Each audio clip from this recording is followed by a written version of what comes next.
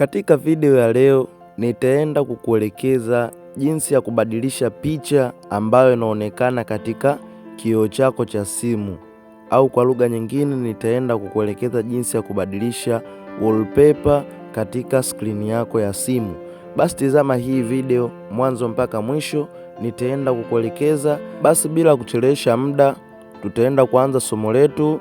Kabla tujaanza somo letu, na kukumbusha usisahau kusubscribe.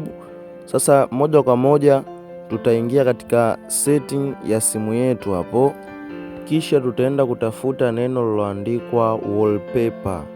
Sasa tunalitafuta hapo, tukishaliona tutaenda kulibonyeza, ni hili hapo, tutalibonyeza hapo.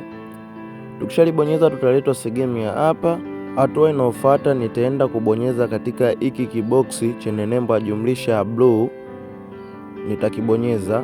Nikishakibonyeza nitaletwa sehemu ya hapa, kisha nitashuka upande wa chini kwenda kuchagua picha ambayo itakayonifaa au kunipendeza katika macho yangu. Sasa moja kwa moja nishaiona ni hapo, nitaenda kuibonyeza, na nikishaibonyeza hatua inayofuata nitaenda upande wa juu kwenda kubonyeza neno lililoandikwa add.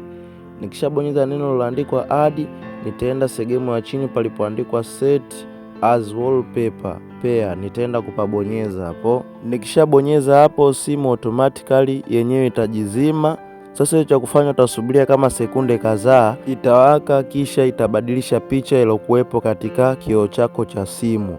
Basi tuone hapo. Kama unavyoona picha ishabadilika iliyokuwepo katika kioo cha simu, na hivyo ndo jinsi ya kubadilisha picha katika kioo chako cha simu. Naamini umejifunza kitu na umelipenda somo langu. Basi mimi sina maneno mengi, na kukumbusha usisahau kusubscribe. Pindi utakaposubscribe utakuwa mtu wa kwanza kabisa kupata video zangu pindi nitakapopost. Basi mimi niseme chao, tutakutana tena katika video inayofuata.